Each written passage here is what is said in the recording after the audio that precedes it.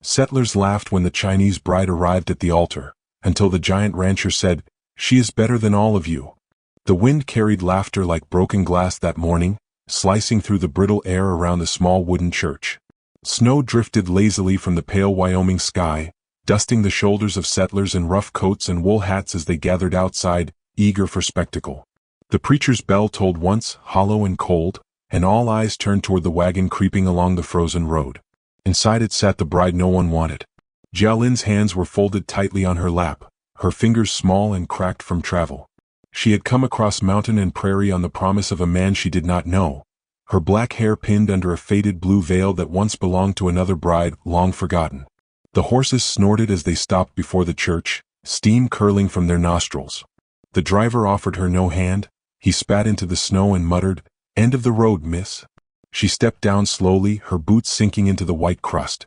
Every sound, the creak of leather, the distant wind through pine, seemed to echo louder than it should. The settlers whispered. Some smiled in pity, others in ridicule. "That's her? The China woman?" one woman said. "Poor Jordan Maxwell, too lonesome to find himself a proper wife." At the top of the steps stood Jordan. He was tall, shoulders broad beneath his long dark coat, hat low over a face weathered by the sun and loss. His gray eyes didn't move from her. For a moment, silence pressed between them, heavy as unfallen snow. Then he reached out a rough, steady hand. Jialin hesitated, uncertain if it was invitation or command, but took it anyway. His touch was calloused but careful, like a man afraid to break something fragile. Inside the church, the air smelled of pine oil and cold breath. Candles trembled in their holders, throwing light against the wooden pews. Jordan stood still as the preacher spoke, his jaw tight, his voice never rising to meet the vows. Jialin's English faltered. She bowed instead of answering, her accent turning the sacred words into a fragile melody. A boy snickered from the back. Martha Price, the storekeeper's widow, covered her mouth to hide a smirk. "Does she even understand what she's saying?" someone whispered. The preacher's words faded beneath the murmur.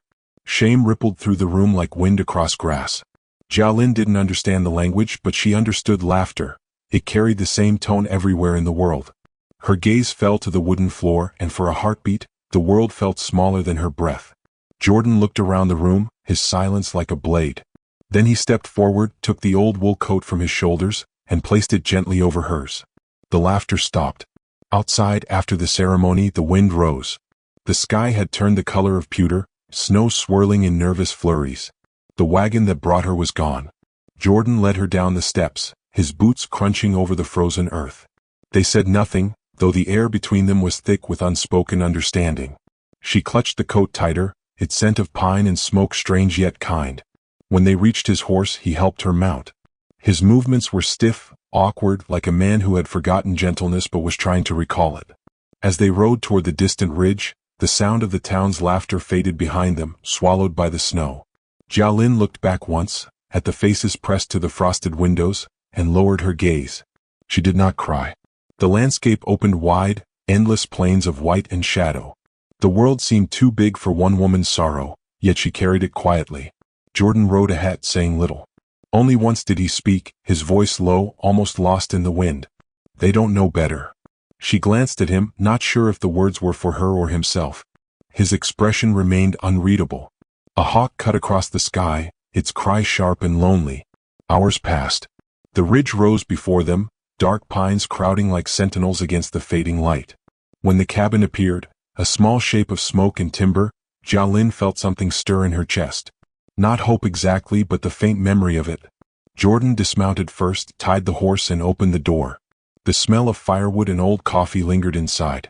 A single lantern burned on the table, casting soft gold on the log walls. It wasn't much, a bed in the corner, shelves of tin plates, a rug woven from faded colors, but it was warm. She stood at the threshold, hesitant. He noticed her pause. "It's home," he said quietly, though the word sounded unsure, as if testing its meaning. She stepped inside. Her boots left small prints on the wooden floor. For a while, they moved around each other in silence, she placing her bundle near the hearth, he removing his gloves and hanging his coat. From outside came the sigh of the wind, soft as a breath against glass. When he lit another lamp, she saw the photographs on the wall, an older woman and a young boy, both gone now, faces fading behind the dust. She understood then that grief lived here long before she arrived. Later he offered her a bowl of stew. She bowed slightly before accepting it. The spoon trembled in her hand, but the warmth spread through her chest. He watched her eat with a kind of quiet guilt. After a long moment he said, "You don't have to fear them. Or me." She looked up. The firelight caught the side of his face, softening the hardness. "I know fear," she said, her accent delicate, careful. "But I know kind eyes too." Something in him shifted. He didn't answer, only nodded once and looked into the flames.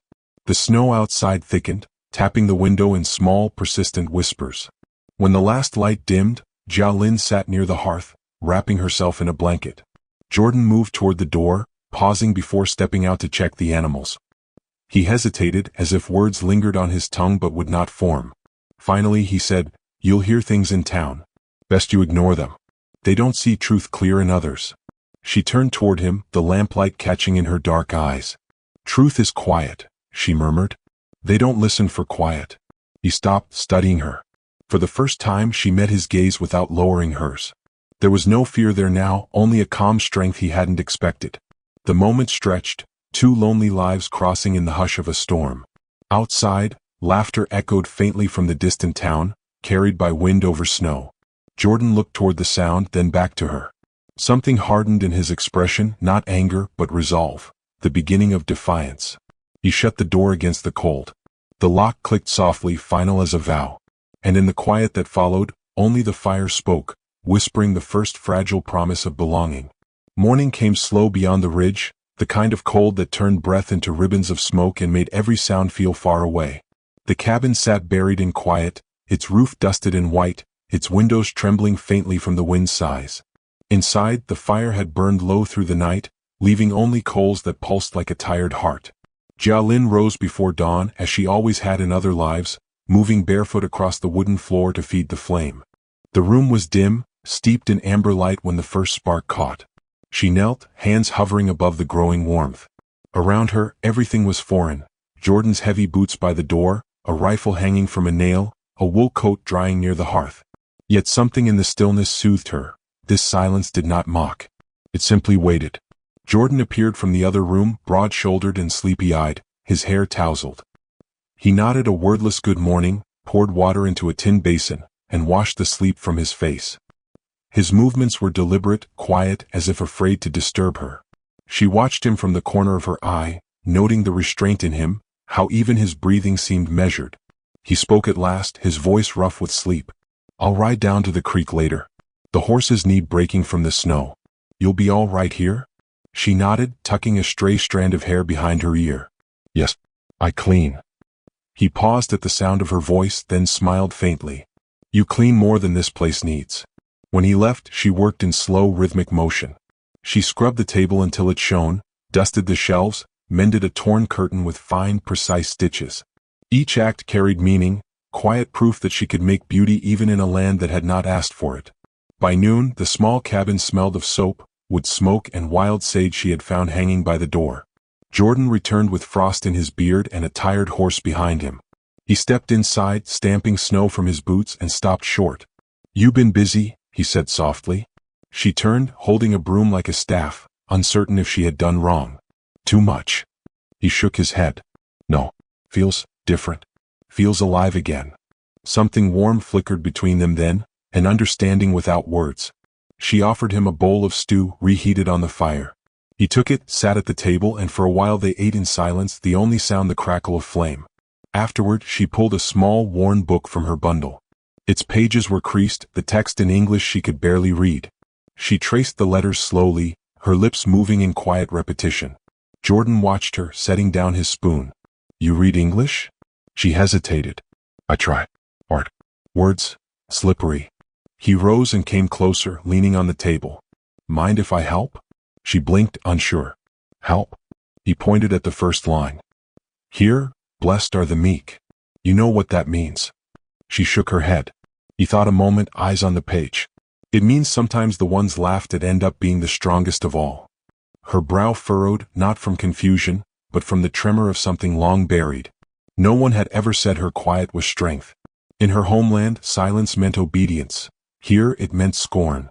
But perhaps, just perhaps, it could mean dignity too. Evening fell blue and heavy. Jordan worked outside splitting wood while Jialin hung clothes on the line that stretched between two pine posts. The wind bit her fingers, but she stayed until the last shirt was fastened. When she looked toward the hills, she saw lanterns flicker in the far valley, the town where laughter still lived. Her chest tightened. Later, as she poured tea, she asked softly, "They laugh, every time?" He stopped mid-motion, the axe glinting in firelight. "They laugh at anything that's different." "You are different too," she said. He looked at her, startled. "How's that?" "You quiet. You not like them." He set down the axe. "Maybe that's why I married you." The words hung between them, uncertain whether they were kindness or confession. She didn't answer, but her heart stumbled in its rhythm. When night deepened, the storm outside grew bolder. Wind clawed at the windows, snow hissing against the glass. Jordan checked the latch, then fed another log to the fire. Jialin sat near it, sewing a tear in his glove. "You don't have to do that," he murmured. She didn't look up. "I know. I want." Something in him softened. He watched her for a long time, the delicate precision of her fingers, the glow of fire painting her face in gold. He wondered how someone could move through cruelty and still make gentleness look like strength. Before sleep, she whispered a prayer in her language, a thread of sound too soft to decipher. He didn't ask what it meant. Some things were better left as music. Days turned to weeks. The snow thickened, trapping them inside. They worked side by side, mending fences, tending animals, patching the roof when wind tore it loose. Slowly, the awkwardness between them melted like frost from a window pane. She began humming while she worked. He began smiling more often. Still, the outside world waited beyond the ridge. One afternoon, Jordan saddled his horse. "Need to ride into town," he said. "Supplies are running low." Jialin froze at the word town. Her eyes lowered. "You go alone?" "I can't keep you hidden forever," he replied gently. "You're my wife now." The word wife landed in her chest like both balm and burden. She touched her hands together, uncertain. "They hate me." "They don't matter," he said. "Not to me." But she saw the hesitation flicker across his eyes, the memory of laughter that still lingered. And she knew, some wounds healed slower than pride. He left that morning, coat whipping in the wind, leaving her alone with the silence. She spent the day tending chores, glancing at the horizon every few minutes. When at last the door opened at dusk, snow spilling in behind him, his face was darker than the storm. He placed the sack on the table without a word. The bruise forming along his cheekbone spoke enough. She gasped, stepping forward. "Who?" "Don't ask," he said, removing his gloves with shaking hands. "They think I should be ashamed." Her throat tightened. Slowly, she reached up and touched the bruise, her fingertips light as breath. He didn't flinch. For the first time, he let someone tend to him.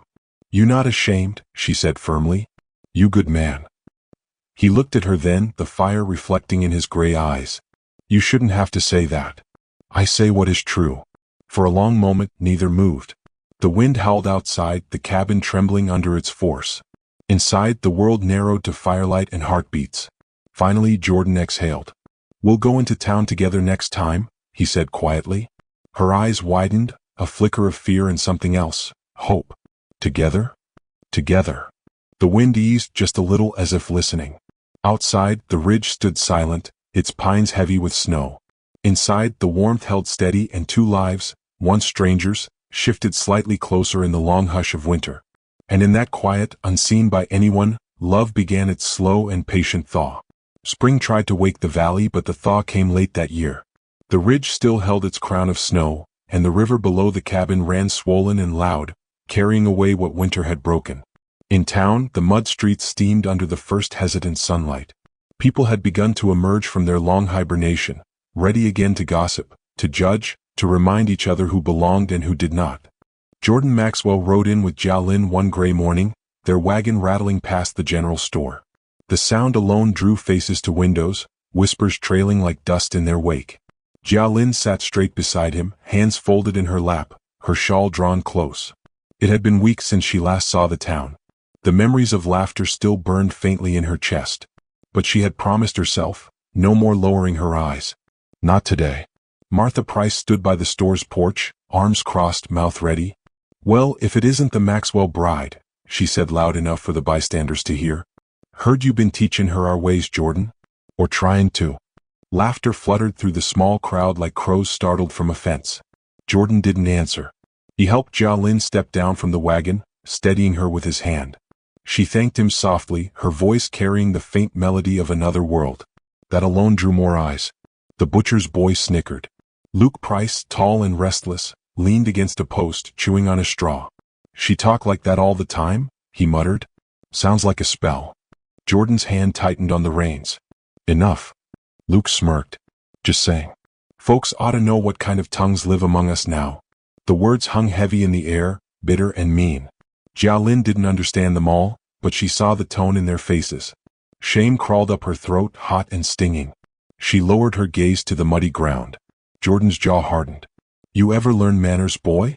Luke spat into the dust. Didn't know you were the schoolteacher for savages. The sound of the slap came before anyone realized Jordan had moved. Luke stumbled back, cheek flaming red. The crowd gasped. Martha stepped forward, voice sharp. You'll regret that, Maxwell. She ain't worth the trouble she's bringing you. Jordan turned to Jia Lin, his voice even. Get the flour and sugar. I'll hitch the horse. She nodded, though her hands trembled. Inside the store, every eye followed her. She reached for what she needed quickly, setting coins on the counter with shaking fingers. Behind her, the whispers began, half words, laughter like needles. She could not understand, but she could feel every sound cutting across her back. When they left town, no one spoke. The road home wound through tall grass beginning to green. Jordan's knuckles were white on the reins. I shouldn't be brought you, he said finally, his voice low. She looked at him, her eyes soft. You fight because of me. I fought because they forgot their decency, he said. You didn't deserve that. Decency, she repeated, tasting the word carefully. That means kindness? Something like that. She smiled faintly, though her voice trembled. Then you still have it.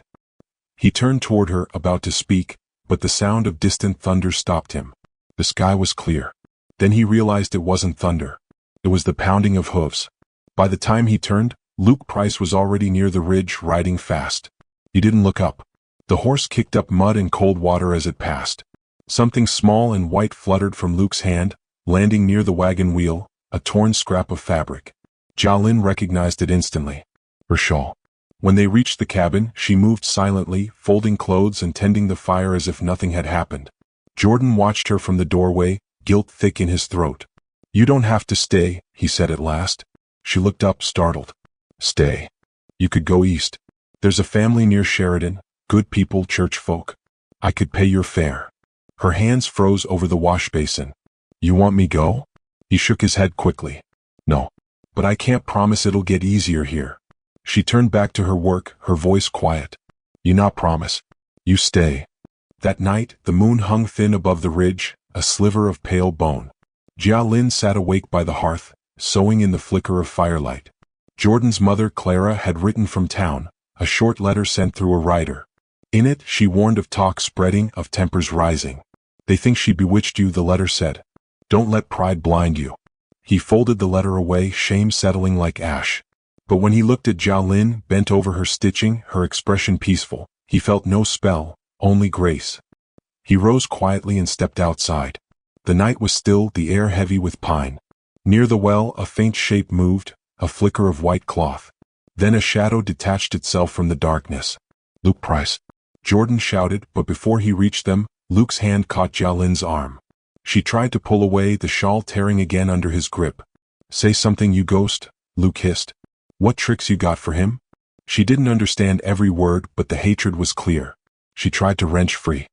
He shoved her hard and she fell, striking her palm against the stones. The sharp crack of pain echoed through the night.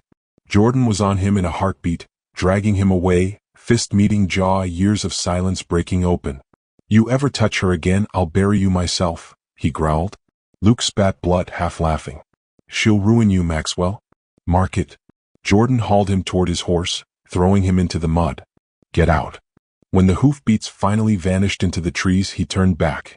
Jia Lin sat near the well, one hand cradled against her chest, blood dark against her skin. The torn shawl hung from her shoulder like a wounded wing. He knelt beside her, breath shaking. Let me see. She resisted at first, then relented. The cut ran deep. He cleaned it gently, his rough fingers trembling as he bound her hand with a strip torn from his own shirt. She winced but did not cry. I sorry, she whispered. I bring shame. He shook his head fiercely. No. You bring light. Her eyes lifted to his, dark, endless, shimmering with exhaustion. Light hurt people's eyes, she said. They not see clear. He looked away, throat tight. Then I'll teach them to look again. They sat like that for a long time, the fire from the cabin flickering behind them, painting their faces in amber and shadow. The night smelled of pine and rain beginning far away. Later, when she slept, he remained awake beside the hearth. The shawl lay folded on the table, the tear mended by her earlier handwork. He traced its edge, realizing that her small, careful stitches had held this household together more than any hammer or rope he'd used. Outside, the wind turned warmer, carrying whispers through the trees. He couldn't tell if they were from the town below or from the ridge itself, but they carried warning. As dawn crept across the sky, painting the snow in soft rose light, Jordan knew something had shifted beyond repair. The town's cruelty had crossed a line. And before spring was over, someone would have to pay for it. The blizzard came early, rolling over the ridge like a white beast, swallowing the horizon. Snow fell in sheets so dense that the cabin walls shuddered beneath the weight of wind. The fire crackled, stubborn and small, while Jordan worked the latch against the draft that whistled through the doorframe. Jialin stood near the window, her injured hand wrapped in cloth, eyes following the blur of trees bending outside. It comes hard, she murmured, her accent soft but certain. Storm like this, no mercy. Jordan glanced at her, surprised by her calm. You've seen worse? In mountains, yes, she said. When snow covers roof, you must sing loud, so others know you still alive. He smiled faintly. Then I hope you sing louder than that wind. She didn't smile back, only stirred the pot hanging above the fire. Better to listen, she said. Storms talk to who is quiet. Outside the world turned white. The path to town was gone, buried under drifts. He'd gone out earlier for wood, nearly losing his way back. Now they were sealed in, two souls adrift in winter's vast silence. Hours passed. The storm didn't break. The fire grew low again and Jordan rose to fetch more wood. When he opened the door, a gust tore it wide, snow spraying into the room.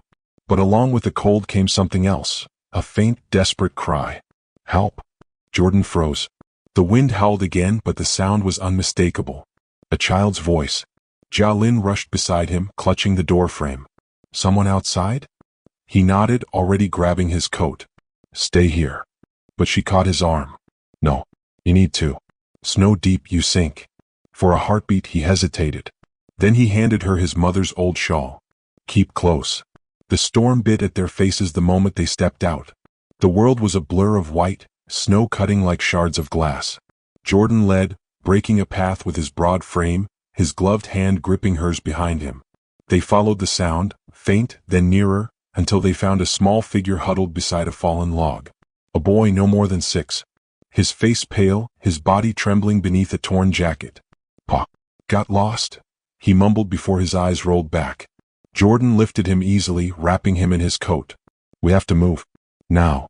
The wind fought them every step, but Jialin stayed close, one hand gripping Jordan's belt, her breath ragged. The snow swallowed their footprints faster than they made them. The cabin light, faint as a star, wavered ahead through the blur. When they stumbled inside, the door slammed shut behind them with a sound like salvation. Jordan set the boy near the fire.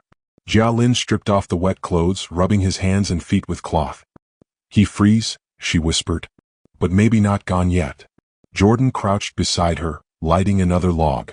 The flames flared, gold against her face.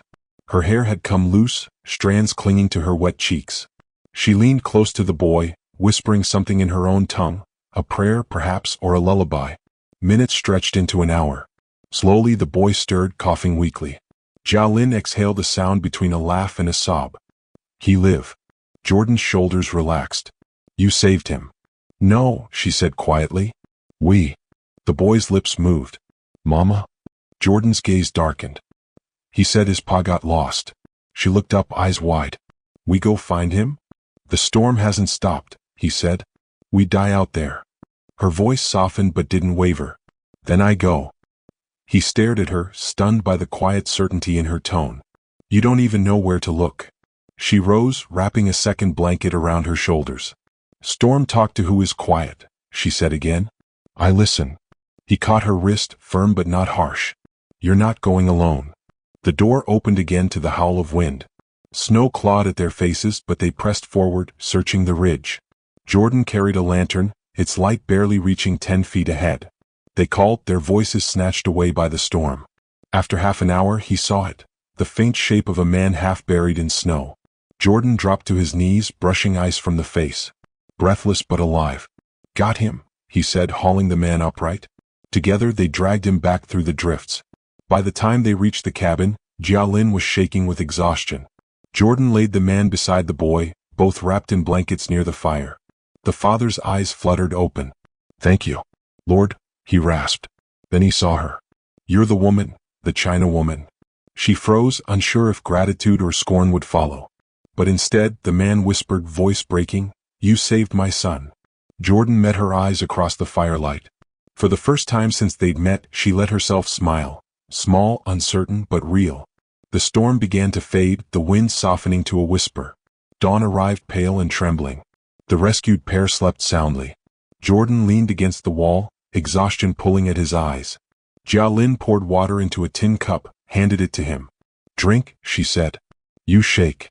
He took it, his hand brushing hers. A spark, simple and human, passed between them. He looked at her, the flush of her cheeks, the quiet dignity that no storm could bury. "You don't scare easy," he said. She shrugged, smiling faintly. "Fear wastes breath." He laughed softly, a sound rare and strange in him. "I'll remember that." The boy stirred in his sleep, mumbling. Jialin adjusted the blanket, her touch gentle. "He reminded me of my brother," she said quietly. "Before the hunger came." "Hunger?" "In my village," she said. "Bad year. People sell what they can. Some sell land. Some sell daughters." He felt her words like a blade turned inward. "You didn't deserve that."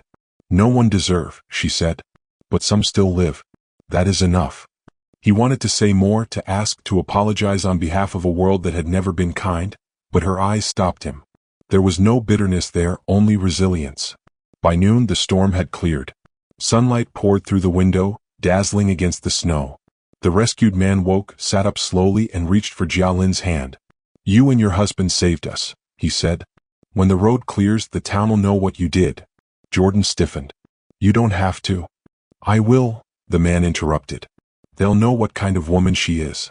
After they left, silence settled again. Jialin stood by the door, staring at the tracks leading down the hill. "They will talk again," she said. "But maybe, different talk now." Jordan walked up behind her, resting a gloved hand lightly on her shoulder. "Let them talk. Truth will outlast noise." She turned slightly, her expression unreadable. "You believe that?" He hesitated, then nodded. "I do now." Outside the sky blazed gold.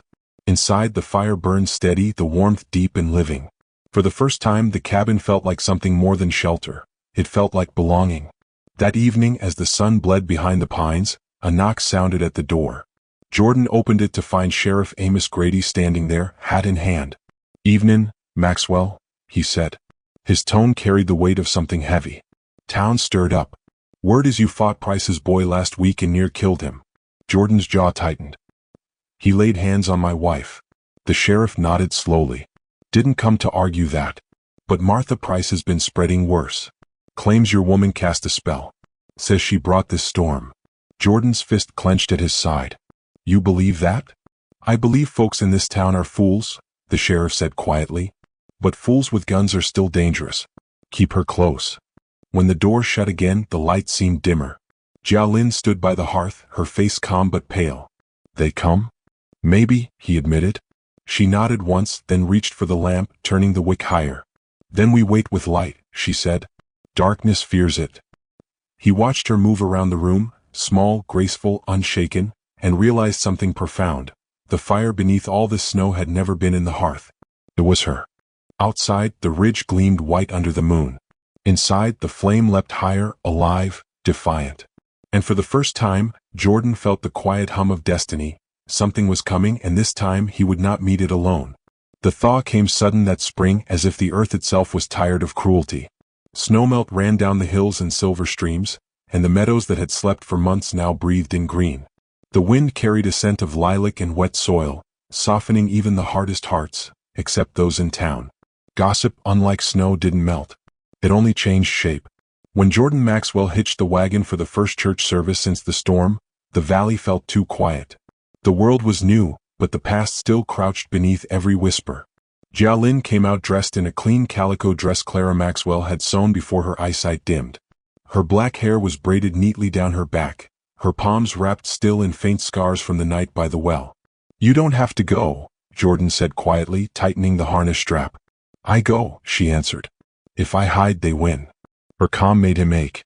He'd seen men break under lesser scorn, but she carried her shame like light, visible yet never heavy. He offered his hand to help her up. "Then we go together." The church bell tolled through the valley. When they arrived, faces turned. Conversation stilled like leaves in a windless air. Martha Price stood at the steps with her son Luke, his jaw still crooked from that winter fight. Her eyes sharpened when she saw Jialin. "She dares show her face," she muttered. Jialin stepped down from the wagon slowly. The morning sun caught the hem of her dress, turning the fabric into soft fire. The child she'd rescued months ago, small Tommy Grady, ran forward through the crowd and grabbed her hand. "You saved me," he said. "Mama says you're an angel." The words rippled through the crowd like a match struck in dry grass. Martha's mouth opened, but no sound came. The sheriff, standing nearby, cleared his throat. "Boy's telling the truth. Maxwell's wife carried him near half a mile in that storm." Jordan took Jialin's arm gently. "Let's go inside." But Martha blocked the doorway, her chin raised. "This church ain't for witches." The sheriff's hand drifted to his belt. "Step aside, Martha." "She didn't." "You bring her here, you bring curse with her. My cows died after that storm. My roof near caved in. You tell me that's coincidence?" A murmur spread through the room. Jordan's shoulders tensed. He could feel the weight of every eye on them, some angry, some uncertain, some ashamed. Jialin's fingers tightened on his sleeve. Then she did something no one expected. She stepped forward. Her voice was soft, but it carried. "You say curse," she said. "But curse does not save child in storm. Curse does not give coat to stranger. Curse does not pray for those who throw stones." Her accent wrapped each word like music. The room held its breath. Even the wind outside seemed to pause. Jordan's chest burned with pride. He turned to the townsfolk, his voice steady but fierce. "You all laughed when she came here. You mocked her for bowing, for being foreign, for being quiet. But she's better than every one of you standing here. She works harder, prays longer, and forgives faster than the lot of us." No one moved. The preacher, old Reverend Hall, wiped his eyes behind the pulpit. "The good book says love thy neighbor," he murmured. "Maybe we've forgotten how." Martha's face flushed crimson. "You think she belongs among us?" Jordan took Jialin's hand, lifting it for all to see. "She belongs wherever grace is still alive. And if you can't see that, then maybe you're the ones cursed." A few heads bowed. The silence that followed was heavier than any sermon. Then Clara Maxwell's voice came from the back pew, frail, trembling, but strong as memory. "Let her be," she said. "The Lord sends angels in strange forms. I've lived long enough to know the difference between shame and goodness." The congregation shifted. Shame rippled through them, visible as the sunlight that now streamed through the church's stained glass. Martha stepped back, her mouth tight. Jordan led Jialin down the aisle to the front pew, his hand firm around hers. The service began. The hymns rose, trembling but sincere. Jialin didn't know the words, but she hummed softly, her voice blending with the wind that slipped through the open door. Jordan watched her, and something inside him, something long dormant, bloomed again. When it ended, the townsfolk gathered outside in a hush. No laughter, no mocking. A few even nodded as she passed. Little Tommy Grady's mother pressed a small loaf of bread into her hands. "For your kindness," she said, eyes shining. Jordan loaded the wagon. The air smelled of thawing earth and forgiveness. Jialin stood at the edge of the churchyard, watching the river glitter below. "It changed," she said softly. "People." "Maybe," Jordan replied. "Maybe they just needed to see what truth looked like." She turned to him. "Truth looks small at first.